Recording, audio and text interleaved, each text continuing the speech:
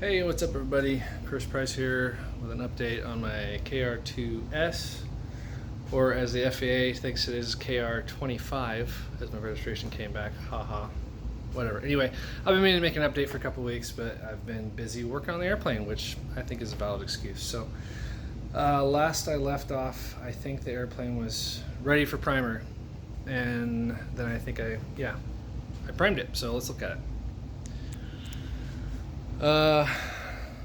I took the airplane outside, I want to say it's a couple weeks ago, and shot the whole fuselage down with primer, and then went back to sanding. So it's been sanded with 320, 400, and then 600.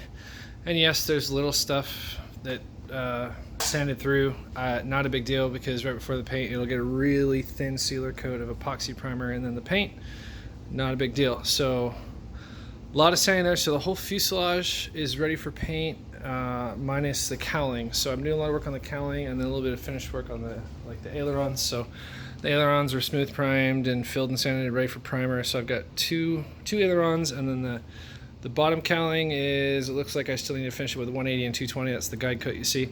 And then I'm doing my last bit of body work on the top cowling. So like I had said in previous videos, I had to cut this out and make this whole thing from scratch. So it had initial micro sanded. Right now, that's why I'm all sweaty. I've been doing the last spot fill with glazing putty. So I've got just a little bit of work here. There's a little bit that needs to be done sanded there. And then I will be done with body work. I'm pretty sure that's the last thing I have to do. So that's cool. That'll get primed probably this weekend, and then sand down and get ready for paint. So then everything will be ready for paint. Unfortunately, my paint supplier is on a back order for activator until July, so if I get done before then, I might be flying in primer. Other thing I've done is seat clearancing and control stick stuff. So I got the control sticks bent at maybe about a 30-degree angle, and then cut to length. And let's see if I can do this while I'm holding this. I've clearanced everything here for the most part. I need to do a little bit up here. It's good down here. I got my stick wired up. I've got a new terminal bar on order. I don't like the one I have down there, but that's in work. I did the fiberglass work here a couple days ago to clearance the elevator pushrod tube, so now I have a nice channel there. That worked out. I've got my panel labeled with the nice EAA labels and the little kit that you can buy. All my wiring, I did a lot of work chafe wrapping and zip tying and cleaning up. You can't really see too much in there, but I'll show you the engine bay. I've got everything wired up, everything cleaned up, zip tied. I've gone through every nut and bolt, put the right spark plugs in, got those torqued. I need to do one 8L clamp here. I think that's all I have left.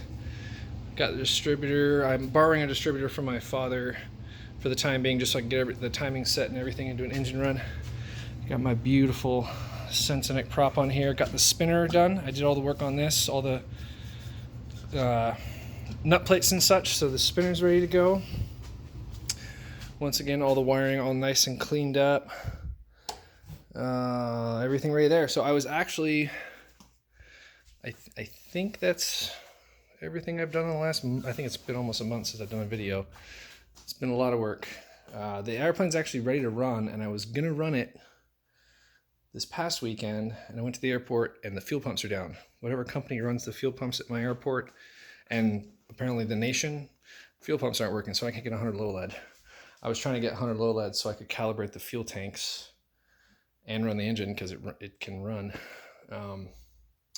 I did have the wings on a bit, so I'm working on, I think I won't flip around. The last thing I'm working on right here, as I cover it with my finger, is the aileron linkage. So I had to work on clearancing. I did it on the other side, but cutting out a little bit here and a little bit on the wing to clearance for the movement for the aileron push rods.